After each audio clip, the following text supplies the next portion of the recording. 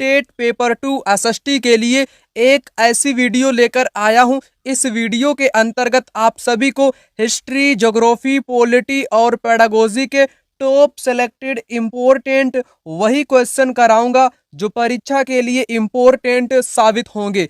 NCERT वाली जितनी भी महत्वपूर्ण जानकारी रहेगी पीवाईक्यू क्वेश्चन के साथ उस जानकारी को आपको बताऊंगा ताकि सारी की सारी चीजें आपको समझ में आ सकें। चलिए इस महत्वपूर्ण वीडियो को यहाँ पर शुरू करते हैं। पहला क्वेश्चन, कंधार अफगानिस्तान से प्राप्त अशोक के अभिलेख 2 लिपियों में लिखे गए हैं, वे हैं। पहला जवाब यहाँ पर राइट आंसर हो जाएगा। अगर मैं इस क्वेश्चन से जुड़े अन्य महत्वपूर्ण पॉइंट की बात करूं तो पहला पॉइंट आप लोग याद रखना। उसी के साथ मैं बात कर लूं सर्वाधिक किस लिपि में लिखे गए हैं इसके अभिलेख, तो उस लिपि का नाम आप लोग याद रखना, ब्राह्मी लिपि। जी हाँ, ब्राह्मी लिपि जो है उस लिपि में सर्वाधिक इसके अभिलेख लिखे गए हैं। और क्वेश्चन एग्जाम में बनता है कि ब्राह्मी लिपि को सबसे पहले किस व्यक्ति ने पढ़ा था और कब पढ़ा था, तो 1837 में ब्राह्मी लिपि को जेम्स प्रिंसेप नामक अंग्रेज अधिकारी ने पढ़ा था। उस व्यक्ति का नाम क्या था? जेम्स प्रिंसेप उस व्यक्ति का नाम था जिसने अशोक के ब्राह्मी लिपि को 1837 में सबसे पहले पढ़ने का काम किया था। चलिए बात कर लेते हैं अगले क्वेश्चन की।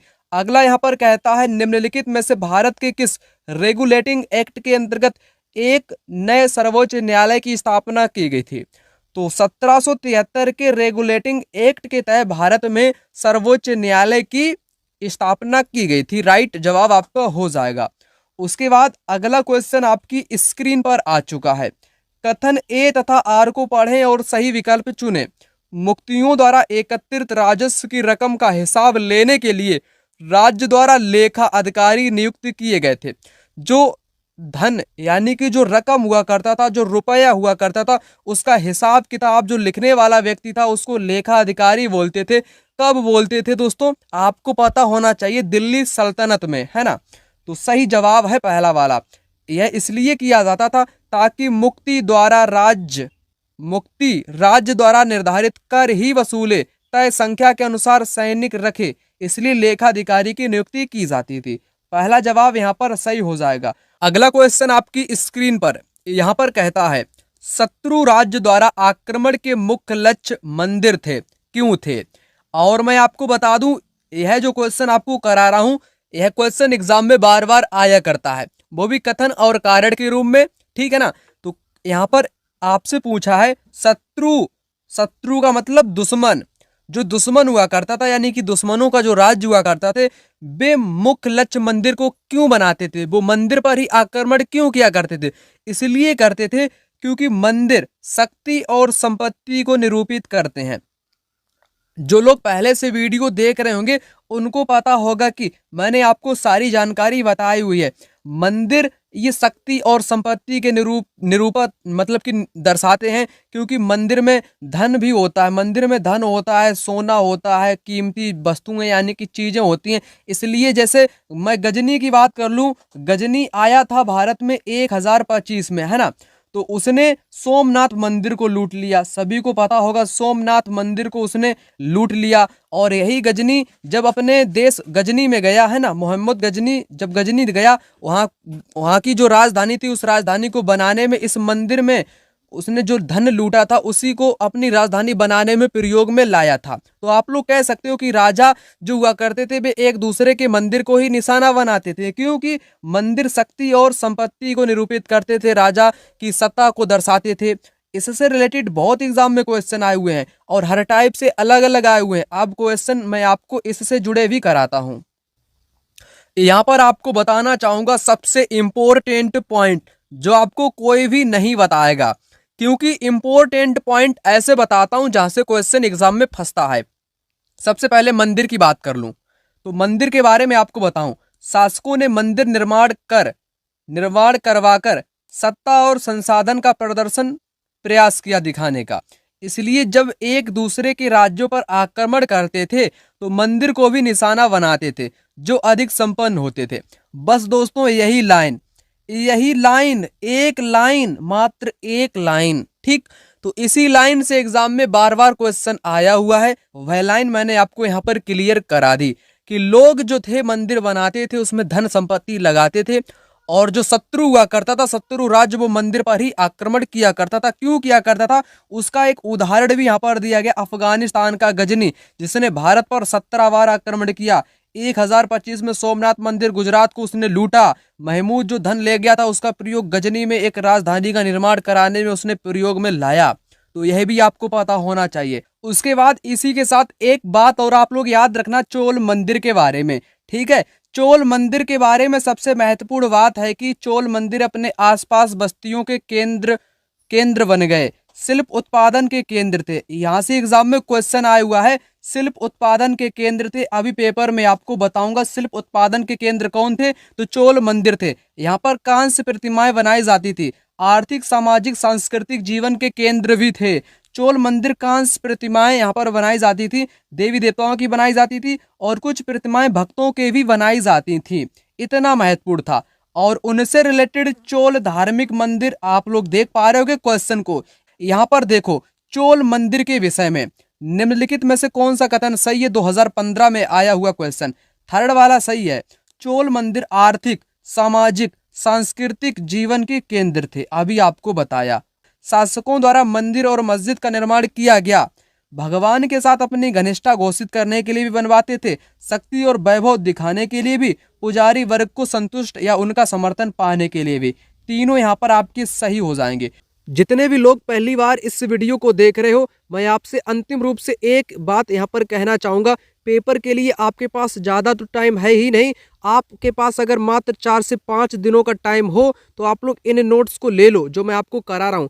इनसे आपको फायदा क्या मिलेगा, अगर आप लोग प्रत्येक दिन 1 घंटा पढ़ोगे ना, अगर आपने 5 घंटा इनको लगातार पढ़ लिया तो पूरा सिलेबस एसएसटी का कंप्लीट हो जाएगा। 60 नंबर की पूरी तैयारी हो जाएगी मात्र 5 घंटे के भीतर में। क्योंकि इन नोट्स में पीवाईक्यू क्वेश्चन भी है, थ्योरी भी है। अगर आपने क्वेश्चन को देख लिए, पढ़ लिया, फिर उसका उत्तर डायरेक्ट देख लिया, तो जैसे उत्तर आपने देख लिया, क्वेश्चन को पढ़ लिया, तो भी आपका क्लियर हो जाएगा पूरा सिलेबस। भले ही आपके ज़्यादा नंबर ना आए, लेकिन आप पास हो जाएंगे, ठीक। तो उतना प्रयास आप लोग कर लो अंतिम प्रयास में। और ये नोट्स आपको लेने कैसे, दिए गए नंबर पे कॉल या व्हाट्सएप पर मैसेज करके, इन नोट्स को मैसेज करके। अगला क्वेश्चन आपकी स्क्रीन पर, निम्नलिखित कथनों ए तथा बी को पढ़ें तथा सही विकल्प का चुनाव करें। अशोक ने धम्म में देवताओं की पूजा और कर्म कांड शामिल थे। अशोक ने धम्म महामात नाम के अधिकारियों की नियुक्ति की, जो जगह जगह जाकर धम्म की शिक्षा देते थे। तो क्वेश्चन बड़ा ही इंटरेस्टिंग कह लो, आप लोग मजेदार कह लो। और इस क्वेश्चन के जुड़े हुए भी क्वेश्चन एग्जाम में अक्सर आया करते हैं। पिछले वर्ष भी यहाँ से आया था क्वेश्चन। तो देखो, सबसे पहले मैं धम्म की बात कर लूं क्वेश्चन सोल्व करने से पहले। धम्म जिसको हम लोग धर्म बोलते हैं, साधारण शब्दों में धर्म। देखो, धर्म का प्राकृत नाम ही धम्म है। धर्म का प्राकृत नाम ही धम्म है। पहली बात क्लियर हो चुकी, इंपॉर्टेंट थी इसलिए बताया मैंने आपको। जो धम्म था, धम्म में किसी देवी देवता की पूजा और कर्मकांड, बलि की आवश्यकता नहीं थी, ना इसमें शामिल था। इसलिए पहला तो गलत हो जाएगा। अशोक ने धम्म का प्रचार करने के लिए या शिक्षा देने के लिए धम्म महामात नाम के अधिकारियों को नियुक्त किया, जो घर जा कर के शिक्षा दिया करते थे, ठीक है। तो बी वाला सही हो जाएगा। ए गलत है, बी सही है। फोर्थ ऑप्शन इस क्वेश्चन का बिल्कुल सही जवाब यहाँ पर हो जाएगा। और इस क्वेश्चन से भी जुड़े अन्य क्वेश्चन भी पूछे गए हैं, जैसे यह बौद्ध धर्म से मतलब कि क्या था, उत्पन्न कह लो, है ना, बौद्ध धर्म से प्रेरित था यह वाला धम्म। नोट्स में आपको बताने का प्रयास करता हूं अशोक के धम्म के बारे में सारे के सारे इंपॉर्टेंट पॉइंट। पहला पॉइंट, अशोक के धम्म में किसी देवी देवता अथवा किसी कर्मकांड की आवश्यकता नहीं थी। तो पहला स्टेटमेंट यहीं से था ना एग्जाम में, आवश्यकता थी वहां पर लिखा था शामिल था, बल्कि शामिल नहीं था, इसलिए गलत था, ठीक। पहला पॉइंट क्लियर। धम्म बुद्ध के उपदेश से प्रेरित था, दूसरा पॉइंट क्लियर। धम्म महामत नाम के अधिकारियों की नियुक्ति की, जो जगह जगह जाकर के धम्म की शिक्षा दिया करते थे, दूसरा पॉइंट हूबहू यही था, जो कि बिल्कुल सही था, ठीक। अशोक ने धम्म के संदेश शिलाओं और स्तंभों में खुदवाए, सही हो जाएगा, ठीक।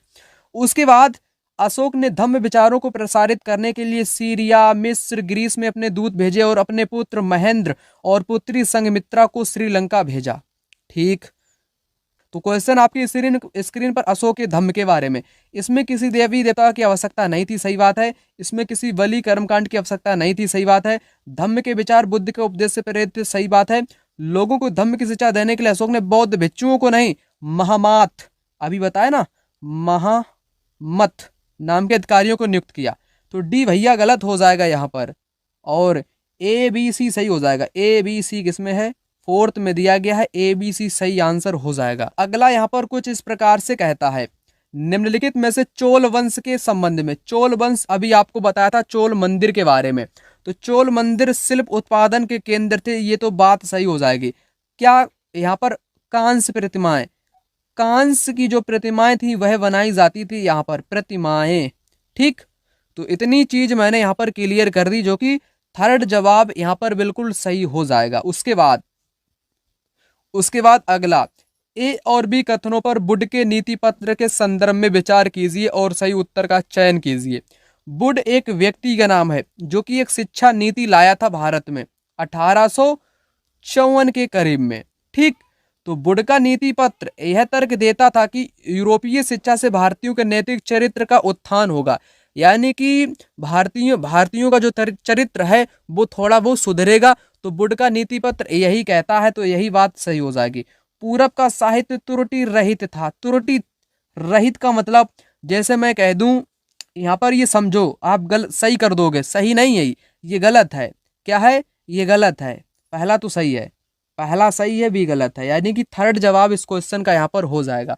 एक बात समझो आप लोग, पूरब का साहित्य मतलब जैसे भारत को ही कहने का मतलब यहाँ पर कहा गया है।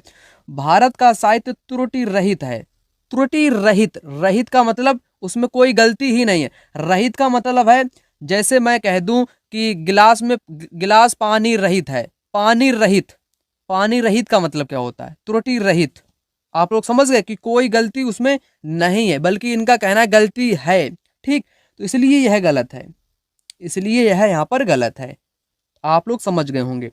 उसके बाद यहाँ पर देखो, मिलान करो फटाक से, मिलान करना है, कोई कठिन काम यहाँ पर नहीं है, ठीक। तो मिलान करो मुगल साम्राज्य का, चौसा का युद्ध, कन्नौज का युद्ध, खानवा का युद्ध, चंदेरी का युद्ध, ये किसके द्वारा लड़ा गया था, आप सभी को पता होना चाहिए, ठीक। तो कन्नौज का युद्ध 40 में हुआ था या 39 में हुआ था, आपका यहाँ पर जवाब होगा। आपका जवाब क्या होगा, आपका यहाँ पर जवाब जो हो जाएगा, कन्नौज का जो युद्ध लड़ा गया था वह 1540 में, और चौसा युद्ध 1539 में हुआ था। ए का यहाँ पर जाएगा थर्ड के साथ, ए का थर्ड किस में है भैया, ए का थर्ड है फोर्थ में, तो फोर्थ वाला जवाब यहाँ पर हो जाएगा, ठीक। फोर्थ वाला जवाब यहाँ पर हो जाएगा आपका करेक्ट। इस प्रकार से मिलान यहाँ पर हो जाएगा। आपको कमेंट बॉक्स में कमेंट कर देना है, ईमानदारी से आप लोग कमेंट करना। क्या आप लोग कमेंट करोगे, आप लोग यहाँ पर कमेंट करना, चौसा का युद्ध, कन्नौज का युद्ध, खानवा का युद्ध और चंदेरी का युद्ध किन किन लोगों के बीच में हुआ था, ठीक है ना। यह आप लोग कमेंट बॉक्स में बताना किसके बीच में हुआ था, किसके बीच में हुआ था, ईमानदारी से कमेंट करके आप लोग बताना। एक सिंपल सा क्वेश्चन है जो कि जनरली अन्य एग्जाम में भी देखने को मिलता है। उसके बाद यहां पर भी आपको करना क्या है, मिलान करना है। नम्मलार, चैतन्य देवा, सूरदास, नरसिंह मेहता गुजरात से रिलेटेड है। गुजरात को क्या बोलोगे, जैसे मैं भारत का मानचित्र यहाँ पर बना दूं इस टाइप से, ठीक है। तो इसमें गुजरात कहाँ पर है, आप कहोगे गुजरात यहाँ पर है, यह है ईस्ट, यह है वेस्ट, यानी कि वेस्ट का मतलब पश्चिम में है गुजरात। नरसिंह मेहता पश्चिम भारत यानी कि गुजरात से रिलेटेड थे। वहीं सूरदास उत्तर भारत से रिलेटेड है, सूरदास तुलसीदास है ना, ये उत्तर भारत के ही थे। चैतन्य देवा ये क्या नाम है भाई, बंगाल है ना, बंगाल आपने सुना है। चैतन्य देवा क्या बंगाली थे, जी हाँ। और नम्मलार जो अलवार संत नम्मलार, उसमें एक संत आते हैं जो कि दक्षिण भारत से रिलेटेड थे। तो ऐसे इस क्वेश्चन को आपको सोल्व कर लेना है, कोई कठिन सा काम नहीं है। जैसे आपको एक दो आता हो तो आप सोल्व कर लोगे। डी का जाएगा पहले के साथ, डी का पहला, और सी का जाएगा थर्ड के साथ, डी का पहला और थर्ड वाला यहाँ पर सही जवाब आपका हो जाएगा, ठीक, इस टाइप से ये वाला। उसके बाद आगे बढ़ता हूँ। आगे यहाँ पर क्वेश्चन है, हु रोट द बुक गुलामगिरी। गुलामगिरी किताब किसने लिखी थी?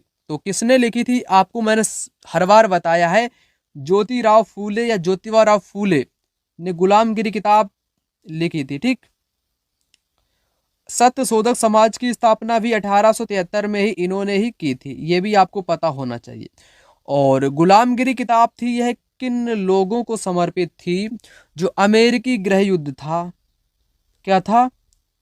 अमेरिकी गृह युद्ध था ना, उसमें जो जो व्यक्ति थे, जिन उन व्यक्तियों को न्याय दिलाने में जिन लोगों ने सहायता उनकी की थी, है ना, तो उन्हीं को यह समर्पित करी गई है किताब गुलामगिरी।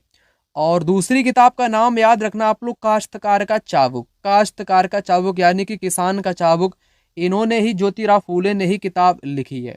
और मैं आपसे एक बात कह देना चाहता हूँ, एक टॉपिक है आपकी 8th हिस्ट्री का, महिलाएं जाति सुधार, वहां से 200 से अधिक क्वेश्चन आए हुए हैं, वही टॉपिक है। जैसे ज्योतिराव फूले के बारे में आपको अभी बताऊंगा, हरिदास ठाकुर, नारायण गुरु, मुमताज अली, तब तक के लिए ज्योतिराव फूले यहाँ पर राइट जवाब हो जाएंगे। और नीचे क्वेश्चन है उसी टॉपिक से, जैसे क्वेश्चन है, मानव जाति के लिए एक मानव जाति के लिए एक जाति, एक धर्म, एक ईश्वर का सुप्रसिद्ध नारा किसने दिया था? तो नारायण गुरु ने दिया था। किसने? नारायण गुरु ने दिया था। अभी मैं आपको सभी के बारे में बताऊंगा। अंबेडकर ने मंदिर प्रवेश आंदोलन चलाया था, ईवी रामास्वामी नायकर ने आत्म सम्मान आंदोलन चलाया था। एक एक करके सभी के बारे में बताऊंगा, टेंशन मत लो। ठीक, अभी बताऊंगा। और ये भी मैं आपको क्लियर कर दूं, 1905 में बंगाल में स्वदेशी आंदोलन सबसे सशक्त था। वंदे मातरम आंदोलन के नाम से आंध्र क्षेत्र में जाना गया था, है ना। नमक के उत्पादन एवं बिक्री पर राज्य का एकाधिकार था। महात्मा गांधी ने इस नियम को तोड़ा क्योंकि नमक पर टैक्स कर वसूलना पाप है, यह भोजन का बुनियादी हिस्सा है। तो महात्मा गांधी ने यह कहा था। तो जवाब यहाँ पर इस क्वेश्चन का आपका हो जाएगा, दोनों सही है और सही व्याख्या भी करता है, पहला जवाब हो जाएगा। ठीक, नमक कानून के बारे में। उसके बाद अगर मैं नमक कानून की बात करूं, इसमें और भी कुछ महत्वपूर्ण तथ्य हैं, उन तथ्य को आपको बताता हूं। यहाँ पर आप लोग ध्यान से समझने का कुछ पॉइंटों को प्रयास करना। जैसे मैं आपको बताना चाहूं, दांडी मार्च 1930 में गांधी जी ने नमक कानून तोड़ा। उस समय नमक उत्पादन व बिक्री पर ब्रिटिश सरकार का एकाधिकार था। गांधी का कहना था नमक पर टैक्स वसूलना पाप है क्योंकि हमारे भोजन का बुनियादी हिस्सा है। तो यही लाइन से एग्जाम में क्वेश्चन, वो भी स्टेटमेंट ए एंड बी के साथ पूछ लिया गया, तो इसलिए महत्वपूर्ण है। और यहाँ पर पॉइंट हैं कुछ महत्वपूर्ण। नमक सत्याग्रह ने सभी को जोड़ दिया, इस तरह अमीरों और गरीबों के बीच मतभेद पैदा नहीं होने दिया। साबरमती से 240 किलोमीटर दूर दांडी पैदल पहुंचे। यहाँ उन्होंने तट पर बिखरा नमक इकट्ठा किया, पानी उबालकर नमक बनाया। और इस आंदोलन में ना आदिवासियों, महिलाओं ने भी बड़ी संख्या में भाग लिया था और हजारों लोगों को जेल में भी डाला गया था। और एक बात याद रखना, महात्मा गांधी का जो नमक आंदोलन था, इसमें एक महिला भी जुड़ी थी, उस महिला का नाम था सरोजिनी नायडू। अगला क्वेश्चन आपकी स्क्रीन पर आ चुका है, जो कि कहता है, संविधान सभा में प्रसिद्ध कथन, राजनीतिक लोकतंत्र के साथ साथ आर्थिक और सामाजिक लोकतंत्र भी जरूरी है, यह किसने कथन बोला था भाई? Political democracy had to be. तो यह कथन इंपॉर्टेंट है। तो संविधान सभा में बोला गया था प्रसिद्ध कथन, जो कि डॉक्टर अंबेडकर के द्वारा दिया गया कथन, राजनीतिक लोकतंत्र के साथ साथ आर्थिक, इकोनॉमिक एंड सोशल डेमोक्रेसी, यानी कि आर्थिक के साथ साथ सामाजिक लोकतंत्र भी जरूरी है। राजनीतिक लोकतंत्र के साथ यानी कि पॉलिटिकल डेमोक्रेसी के साथ साथ economic and social democratic was made by whom. तो यह नारा अंबेडकर साहब ने दिया था। इंपॉर्टेंट है क्वेश्चन। लिखित कथनों को पढ़िए तथा उपयुक्त विकल्प का चयन कीजिए। ब्रह्मांड लाखों आकाश गंगाओं से मिलकर बना है।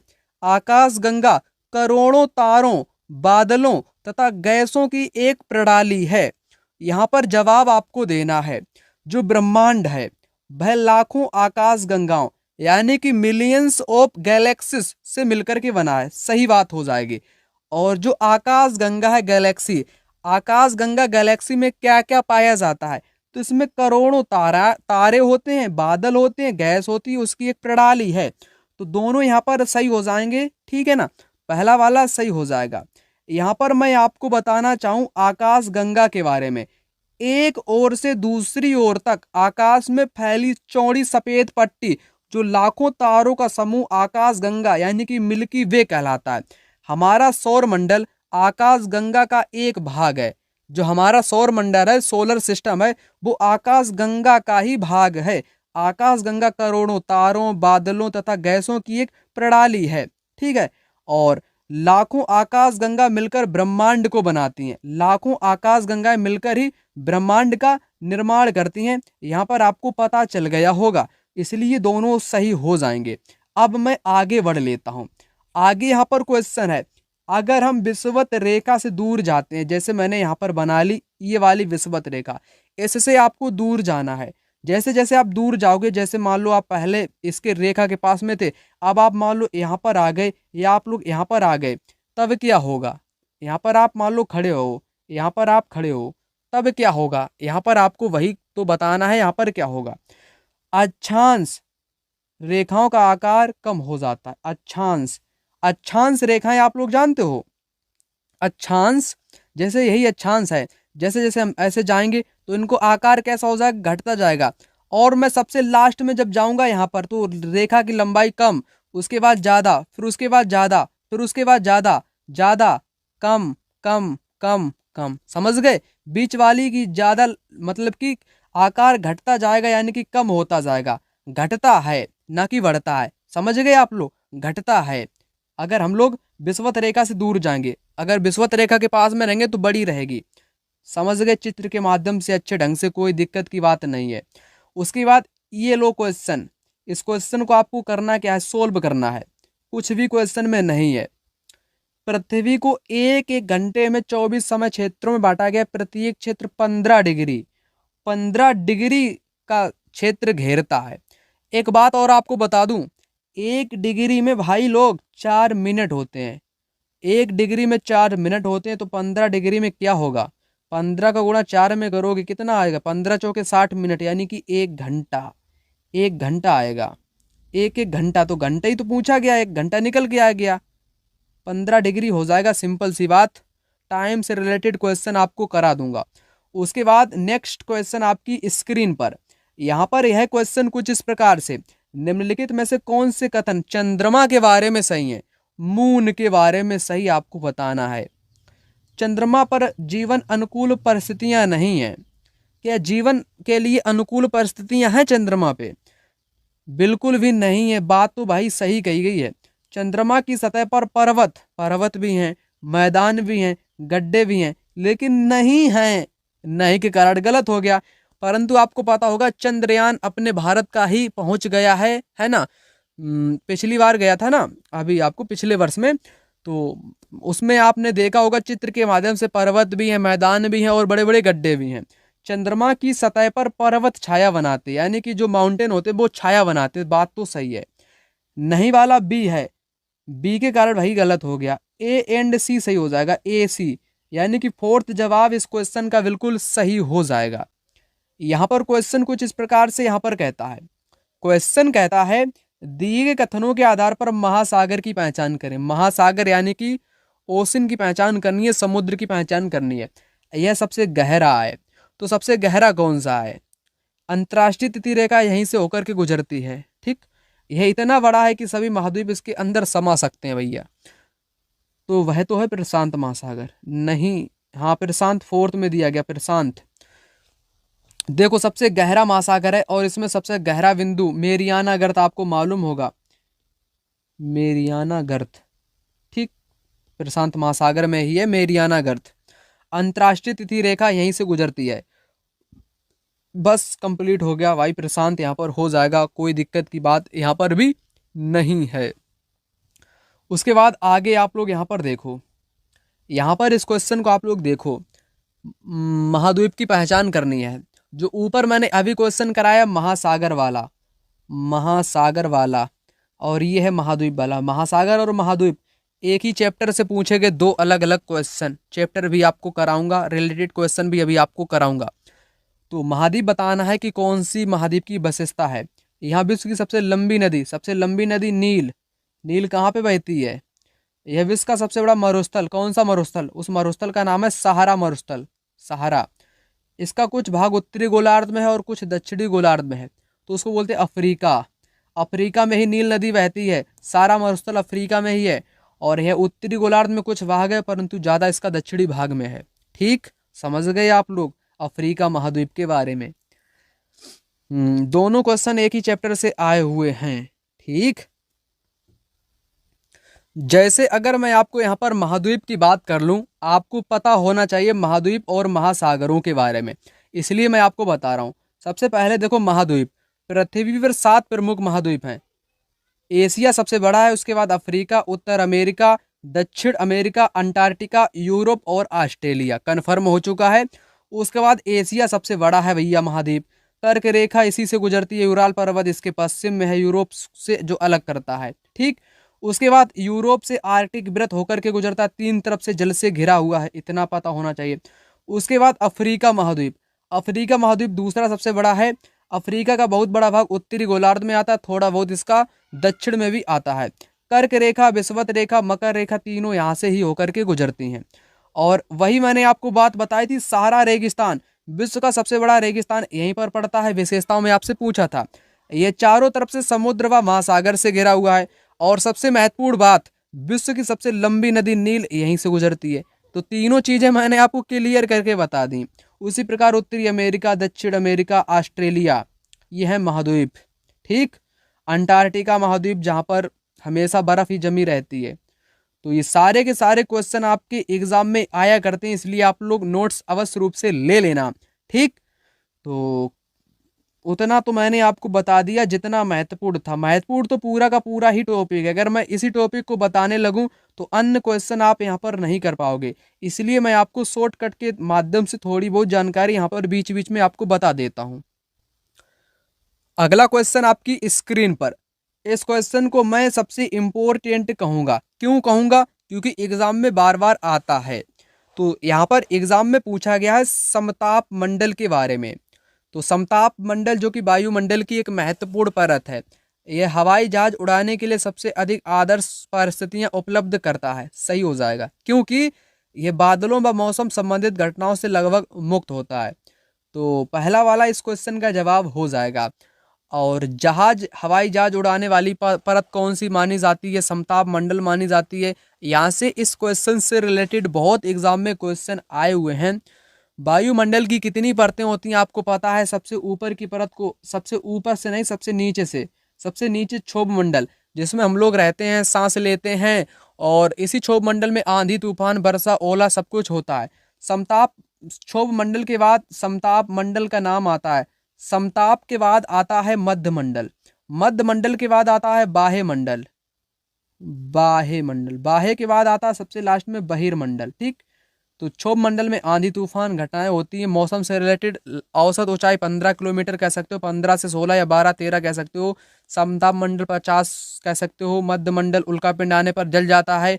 बाह्य मंडल में रेडियो वाली तरंगें होती हैं, जिसको ताप मंडल भी बोलते हैं। बहिर्मंडल में पतली गैसों की अवस्थाएं पाई जाती हैं। जैसे जो पॉइंट मैंने आपको अभी बताया उनसे आपको मिलान करना है, करो मिलान। तो मौसम की घटनाएं कहाँ पर होंगी? आंधी तूफान कहाँ पे आएगा? आप कहोगे कि सर क्षोभ मंडल में आएगा। अब मैं बात कर लूँ ओजोन परत, समताप मंडल, हवाई जहाज उड़ाने में सहायक, रेडियो प्रेशर तरंगे जो कि बाह्य वायुमंडल, और बहिर्मंडल जो कि लास्ट में पतली वायु पाई जाती, इस टाइप से मिलान हो जाएगा।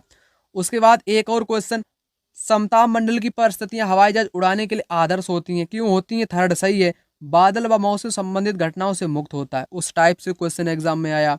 उल्का पिंड जल जाता है, मध्य मंडल में जल जाता है। ठीक, उसके बाद क्रम में पूछा गया, सतह से लगाओ भैया, सबसे नीचे कौन सी आएगी? क्षोभ मंडल आएगी, उसके ऊपर समताप, फिर उसके ऊपर मध्य, फिर उसके ऊपर बाह्य, फिर वायुमंडल। ठीक, तो ऐसे भी क्वेश्चन एग्जाम में आता है। जो मैंने अभी आपको क्वेश्चन कराया था वह क्वेश्चन आपकी स्क्रीन पर यहाँ पर रहा। यहाँ पर क्वेश्चन कहता है विश्व के सर्वोत्तम मत्स्य क्षेत्र कहाँ पाए जाते हैं या वहां पाए जाते हैं? तो उस क्षेत्र का नाम आपको बताना है। तो सबसे पहले आपको पता होना चाहिए कोल्ड करंट विथ हॉट। जहाँ पर कोल्ड और हॉट ये दोनों मिलते हैं, वहाँ पर ही मछलियाँ पाई जाती हैं। गर्म और ठंडी जलधारा, गर्म ठंडी जहाँ पर मिलती हैं, फोर्थ वाला जवाब यहाँ पर हो जाएगा। ठीक, जहाँ पर गर्म व ठंडी महासागरीय धाराएं मिलती हैं वहाँ पर, जैसे जापान हो गया, जापान का क्षेत्र हो गया, नॉर्वे हो गया, ठीक, वहाँ पर गर्म व ठंडी धाराएं मिलती हैं उत्तर पूर्वी क्षेत्र में, तो इसलिए यहाँ पर राइट जवाब हो जाएगा। और मैं आपको बता दूं कि गर्म धारा आखिर होती क्या है और ठंडी धारा कहाँ पर उत्पन्न होती है। ठीक, ये सारी जानकारी आपको नोट्स में मिल जाएगी, वहाँ से आप लोग पढ़ लेना।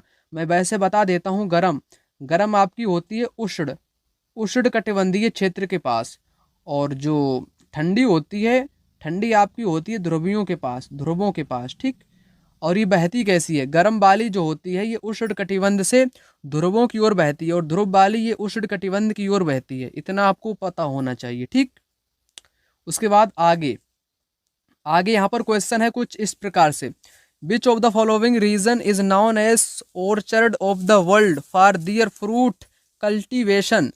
तो विश्व का फलोद्यान कहलाता है, यानी कि जो खट्टे रसदार फल होते हैं, खट्टे जैसे फल, मैं अंगूर की बात कर लूँ, अंगूर हो गया, संतरा हो गया, है ना, ऐसे जो फल हैं, ये तमाम खट्टे वाले फल आपके भूमध्य सागरीय प्रदेश में उगाए जाते हैं, इसलिए इसको फलों की घाटी या विश्व का फलोद्यान के नाम से भी जाना जाता है। राइट जवाब सेकेंड ऑप्शन यहाँ पर हो जाएगा।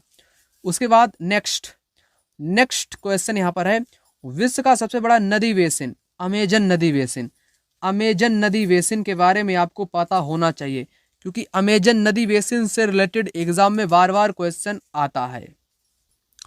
यहाँ पर मैं आपको बताना चाहता हूँ नोट्स में अमेजन बेसिन के बारे में, 10 डिग्री उत्तर से 10 डिग्री दक्षिण के मध्य वाले भाग को भूमध्य रेखीय प्रदेश कहते हैं। पहली बात, अमेजन नदी इसी प्रदेश से होकर के बहती है, नदी अमेजन नदी। ठीक, अमेजन नदी, और उसकी अमेजन बेसिन की जलवायु कैसी है, यहाँ पूरे वर्ष गर्म व नम जलवायु रहती है।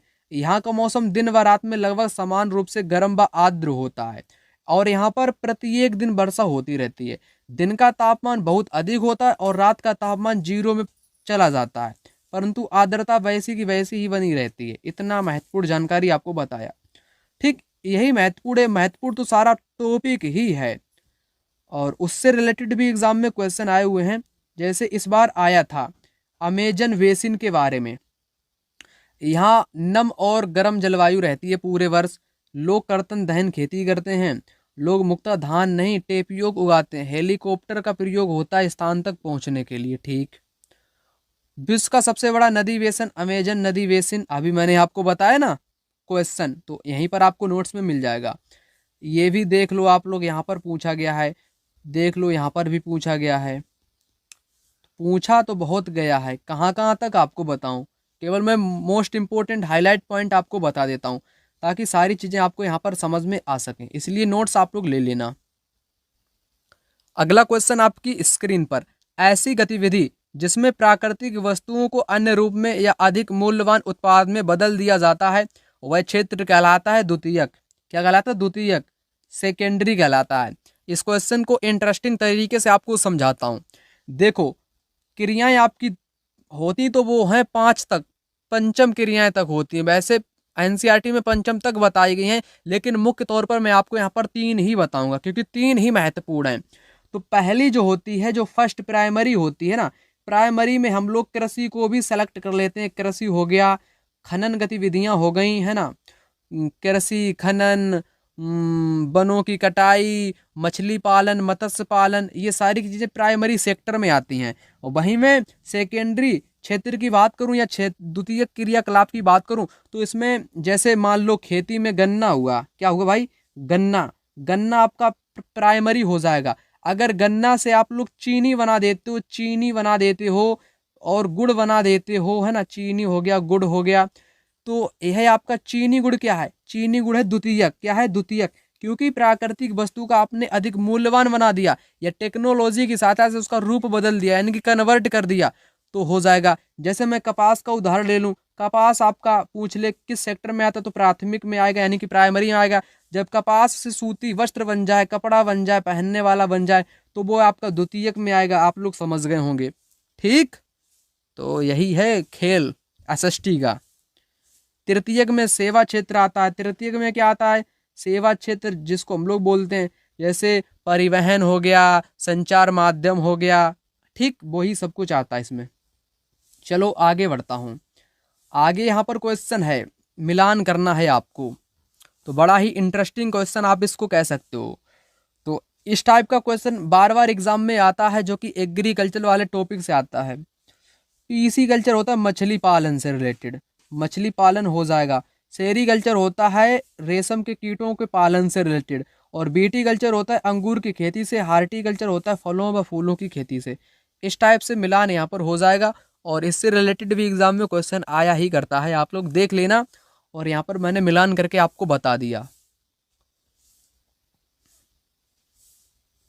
उसके बाद यहाँ पर अगला क्वेश्चन कुछ इस प्रकार से, आनंद मिल्क यूनियन सहकारी उपक्रम की सफलता की एक कहानी का बेहतरीन उदाहरण है। आनंदा मिल्क हो गया, है ना। और इसमें ना सहकारी क्षेत्र के उद्योगों का स्वामित्व संचालन कच्चे माल के उत्पादकों या पूर्तिकारों या कामगारों पर निर्भर होता है। दोनों सही हो जाएंगे, पहला वाला सही हो जाएगा, दोनों व्याख्या भी करेंगे। अगला क्वेश्चन यहाँ पर कुछ इस प्रकार से कहता है, भारतीय संसद के अंतर्गत आते हैं लोकसभा और राज्यसभा, राज्यसभा और राष्ट्रपति, लोकसभा और राष्ट्रपति, लोकसभा, राज्यसभा और राष्ट्रपति। आप सभी को पता है जो भारत की जो संसद है, पार्लियामेंट है, उसका निर्माण 3 से मिलकर के होता है। 3 कौन कौन है? तो पहली लोकसभा, दूसरी राज्यसभा और तीसरा राष्ट्रपति। इन तीनों के मिलने से ही भारतीय संसद का निर्माण होता है, आप सभी को मालूम होगा। उसके बाद मैं बात कर लेता हूं अगले क्वेश्चन की। यह जो क्वेश्चन है यह आपके पॉलिटी के क्वेश्चन है। पॉलिटी के क्वेश्चन कुछ सरल टाइप से पूछे जाते हैं, आपको कुछ भी नहीं करना होता है, लेकिन आपको थोड़ा बहुत दिमाग लगाना पड़ता है। जैसे क्वेश्चन है, आपको यहाँ पर सोल्व करना है, विपक्ष किस प्रकार सरकार की जवाबदेही को सुनिश्चित करता है। आप लोग विपक्ष को जानते हो, जैसे वर्तमान में मान लो बीजेपी की सरकार है ना, तो उसके विपक्ष में कांग्रेस है, तो विपक्ष क्या करेगी? जवाबदेही को कैसे सुनिश्चित करेगी? सरकार की नीतियों व कार्यक्रमों की रचनात्मक आलोचना द्वारा। अगर विपक्ष ना हो तो सरकार अपने मनमाने ढंग से कुछ भी कर सकती है, विपक्ष ही उस पर अंकुश लगाने का काम करता है, यानी कि आलोचना करती है। क्या ये बात यहाँ पर सही होगी? तो बिल्कुल सही हो जाएगी। जनमानस की राय को व्यक्त करके, यानी कि विपक्ष जनमानस की राय लेगी, फिर वही मुद्दा उठाएगी, ठीक। सत्ताधारी दल की निरंकुशताओं पर रोक लगाकर, सही बात है, ठीक। संसद में बाधाएं डालकर, बाधाएं नहीं डाली जाती हैं संसद में, ये बात गलत है। तो डी जिन जिन में है वो तो आपका यहाँ से कटेगा ही कटेगा, बचेगा पहला वाला जो कि राइट जवाब हो जाएगा।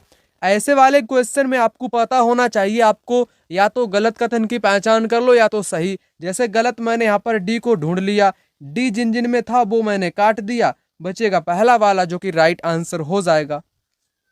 चलिए बात कर लेते हैं अगले क्वेश्चन की।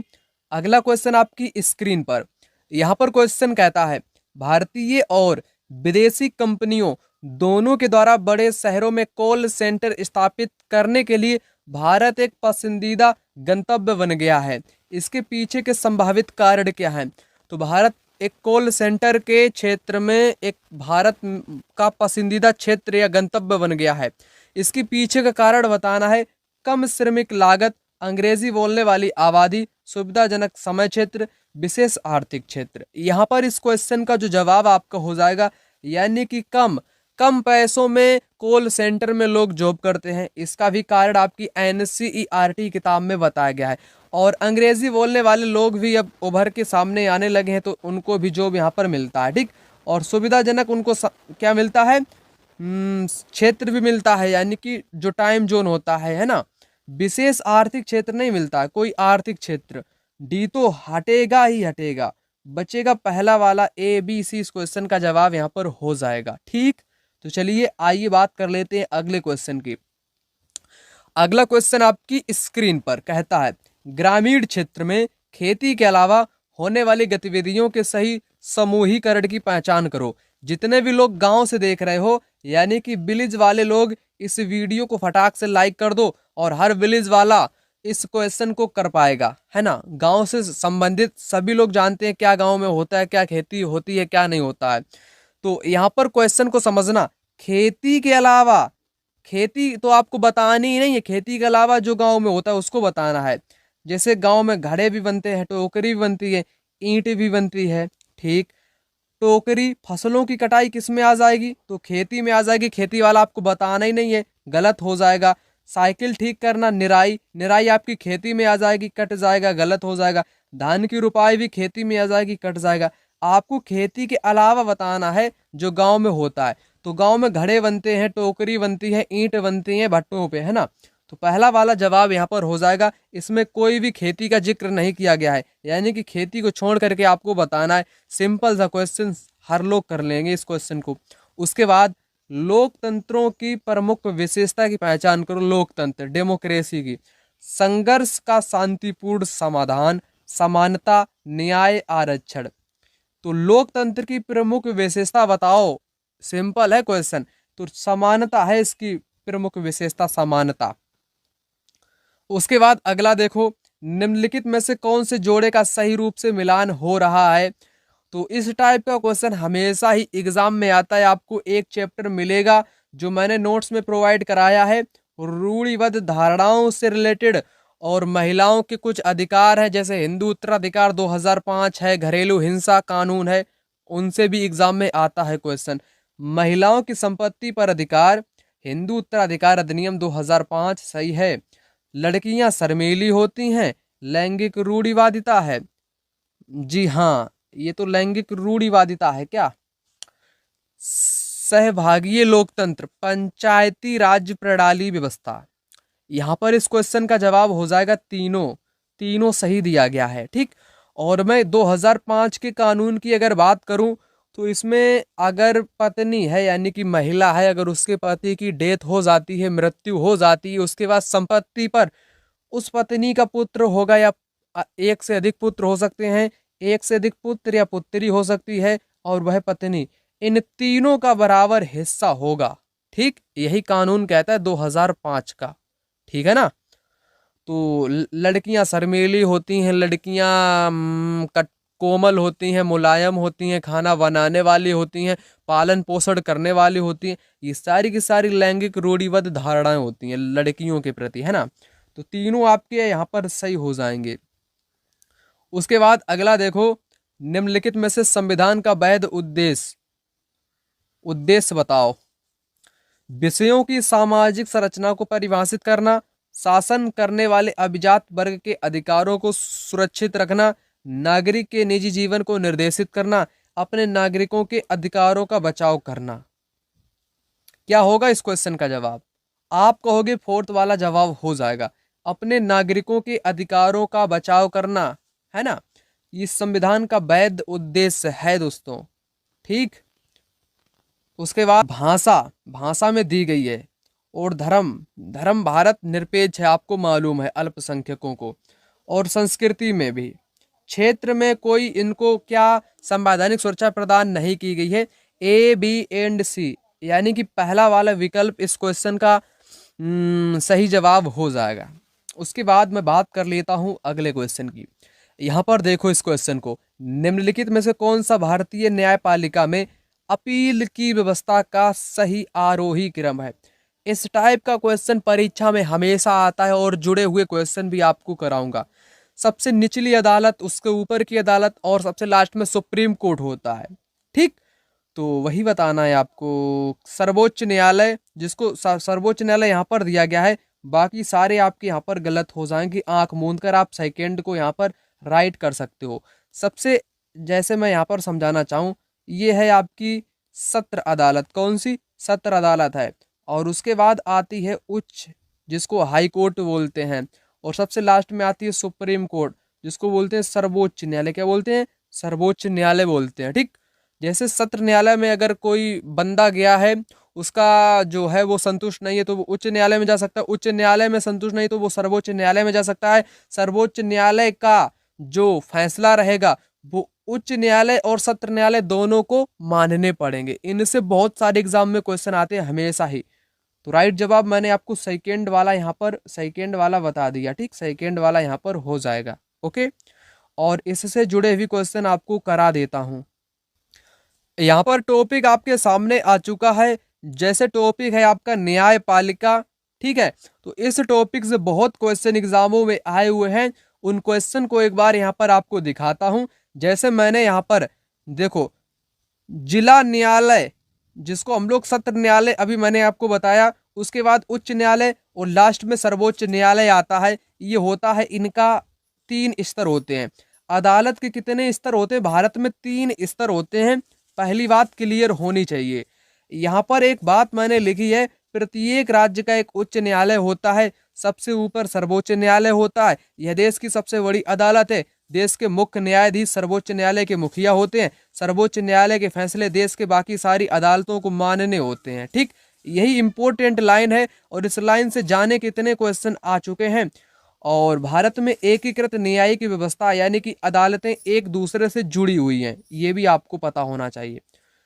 और एकीकृत न्यायिक व्यवस्था का मतलब है, इसका मतलब है कि ऊपरी अदालतों के फैसले नीचे की सारी अदालतों को मान्य होंगे।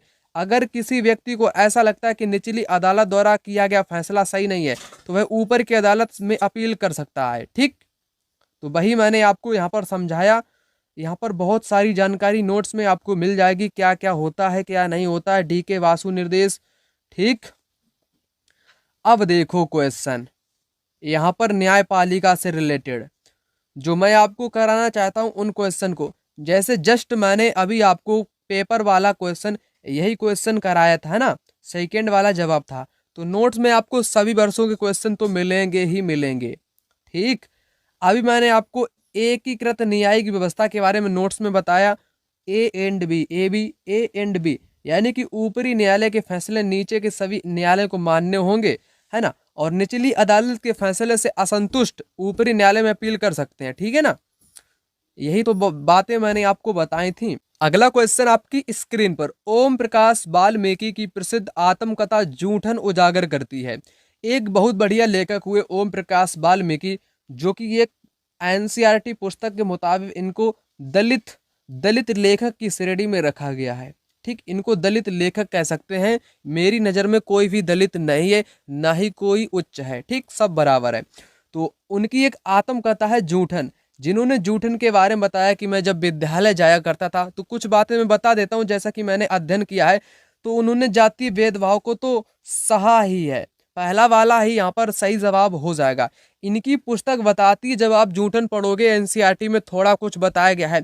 जब ये विद्यालय जाते थे, क्या जाते थे, विद्यालय जाते थे, तो ये पूरे विद्यालय में झाड़ू लगाया करते थे। क्या लगाया करते थे? पूरे विद्यालय को झाड़ू लगाया करते थे, है ना। तो इनकी ऐसी दशा कर दी थी उन शिक्षकों ने, मास्टरों ने, कि झाड़ू लगाना पड़ता था, पूरे विद्यालय को साफ सफाई से करना पड़ता था मात्र इन्हीं को, है ना। तो इनके बचपन में बहुत भेदभाव, इनको जातीय भेदभाव की दृष्टि से सताया गया। तो इन्होंने अपनी आत्मकथा में ऐसा लिखा है, ठीक। उसके बाद देखो अगला क्वेश्चन आपकी स्क्रीन पर, निम्न कथनों को पढ़िए।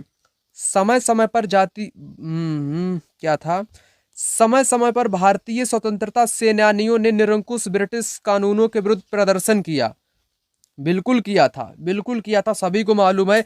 1857 का विद्रोह हुआ, प्लासी का युद्ध हुआ, है ना।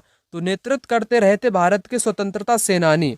मणिपुर में विवादास्पद कानून के विरोध में इरोम शर्मिला आमरण अनशन पर चली गई। ये सही है। कानून बनाने में लोगों की भूमिका के कौन सा उदाहरण है? अभिशासन में लोगों की भूमिका, दमनकारी कानूनों के विरुद्ध लोगों के प्रदर्शन के मीडिया का ध्यान आकर्षित। तो सबसे उपयुक्त क्या आपको, दमनकारी जो कानून होते हैं उनका विरोध करने के लिए कभी कभी आमरण अनशन पर बैठ जाते हैं। जैसे पोट्टू श्रीमली आंध्र प्रदेश राज्य के गठन के लिए बैठ गए थे और उनकी 56 दिन के बाद मृत्यु हो गई थी, है ना। तो क्या तीसरा वाला यहाँ पर सही जवाब हो जाएगा? जी हाँ, बिल्कुल सही जवाब हो जाएगा। उसके बाद अगला क्वेश्चन आपकी स्क्रीन पर यहाँ पर कहता है, निम्नलिखित में से कौन सा सिद्धांत राजनीतिक विज्ञान अथवा सामाजिक एवं राजनीतिक जीवन विषय के शिक्षा शास्त्रीय उपागम के लिए आवश्यक है? राजनीतिक विज्ञान अथवा सामाजिक सांस्कृतिक या राजनीतिक जीवन यानी कि पॉलिटिक के लिए कौन सा सही है आपको बताना है, ठीक। सही जवाब आपको यहाँ पर बताना है। बच्चों के तथ्यों को स्मरण करने श्रेष्ठ, स्मरण आ गया, गलत हो गया, पेडागोजी का क्वेश्चन है। केवल आ गया, गलत हो गया। बच्चे श्रेष्ठ रूप तब सीखते हैं जब संकेतों को कूट भाषा में, बच्चे संकल्पनाओं की अनुभवात्मक समझ के द्वारा श्रेष्ठ रूप से सीखते हैं। सेकंड जवाब यहाँ पर सर्व मतलब कि सर्वश्रेष्ठ हो जाएगा, बाकी सारे गलत हो जाएंगे। ठीक, उसके बाद आगे यहाँ पर क्वेश्चन है, ईसा मसीह के जन्म के पूर्व की सभी तिथियों की गणना आगे की ओर पश्चगामी दशमलव में रोमन संख्याओं में। जैसे मैं कह दूं ईसा मसीह, जैसे एक लाइन ड्रॉ कर दूं यहाँ पर इस प्रकार से, यहाँ पर है 0, फिर है यहाँ पर 1 2 3 4, फिर यहाँ पर आ जाएगा 2025 और 26 कह सकते हो आप यहाँ पर। ठीक, ठीक है ना। तो ईसा मसीह जो थे ये पीछे जाते 1 2 3 4 5 6, यानी कि ये पीछे की ओर संख्याएं बढ़ती हैं, पीछे की ओर, पीछे की ओर। ठीक, तो यानी कि पश्चगामी होती हैं। सेकेंड जवाब यहाँ पर हो जाएगा बैकवर्ड्स, बैकवर्ड्स यहाँ पर जवाब आपका हो जाएगा। उसके बाद अगला क्वेश्चन आपकी स्क्रीन पर यहाँ पर देखो, यहाँ पर देखो पेडागोजी का क्वेश्चन है, किस टाइप से पूछा जाता है। पेडागोजी का क्वेश्चन कोई नियत नहीं रहता है, एग्जामिनर उसको अपने हिसाब से बनाता है। राष्ट्रीय आंदोलन के विषय पर चर्चा के दौरान स्वतंत्रता सेनानियों को बुलाना किस प्रकार की शिक्षण रणनीति के अंतर्गत आता है। राष्ट्रीय आंदोलन के विषय पर, जैसे आप शिक्षक हो, अपनी क्लास में ये है आपका विद्यालय, ये है ब्लैक बोर्ड, ये बैठे हुए हैं यहाँ पर बच्चे, और यहाँ पर बच्चों को आप पढ़ा रहे हो। ठीक, तो बच्चों को आप पढ़ा रहे हो, एक टॉपिक आपने उठाया राष्ट्रीय आंदोलन, तो स्वतंत्रता सेनानी को आपने बुलाया जो उस समय मौजूद था, जिसने युद्ध वगैरह किया था या भारत को स्वतंत्रता दिलाने में अपनी जो थी उसने मदद की थी, है ना, तो उसको आपने बुलाया। तो शिक्षण रणनीति अंतर्गत आएगा निरंकुश, चर्चा, प्रदर्शन, प्रश्न उत्तर। जवाब आपका यहाँ पर हो जाएगा चर्चा वो करेगा बंदा, प्रश्न उत्तर भी कर सकता है, बी एंड डी यहाँ पर जवाब आपका हो जाएगा। ठीक, उसके बाद यहाँ पर अगला क्वेश्चन आप लोग देखो, निम्नलिखित में से ज्ञान को समझने के लिए सामाजिक विज्ञान में प्रयोग में आने वाली कौन सी सामान्य विधियां हैं। ज्ञान को समझने के लिए विधियां, बाध्यकारी, सहभागी, विषय, थीमेटिक, ऐतिहासिक। जवाब आपका यहाँ पर क्या होगा, जवाब आपका यहाँ पर बाध्यकारी, यानी कि बाध्यकारी तो कोई होता ही नहीं है। बाध्यकारी यानी कि बाधा उत्पन्न करना, संकट उत्पन्न करना, विघ्न डालना, अड़चन पैदा करना होता है इसका मतलब। तो ये कोई है थोड़ी ना, ये तो हटेगा ही हटेगा, बचेगा BCD, बस आंख मूंद कर जवाब कर दो, कोई दिक्कत की बात नहीं है। उसके बाद क्वेश्चन आपकी स्क्रीन पर आ चुका है, सामाजिक विज्ञान के शिक्षण के दौरान विद्यार्थियों को अधिक प्रभावी अवसर प्रदान किए जा सकते हैं। बिल्कुल किए जा सकते हैं। कैसे, सभी विषयों की विस्तृत व्याख्या तो गलत होगा ही होगा, अधिक शिक्षण सामग्री गलत होगा, आवधिक परीक्षाओं के आयोजन, वास्तविक जीवन की परिस्थितियों पर आधारित शिक्षण, ये सबसे उपयुक्त हो जाएगा, है ना। तो ठीक यही जवाब हो जाएगा।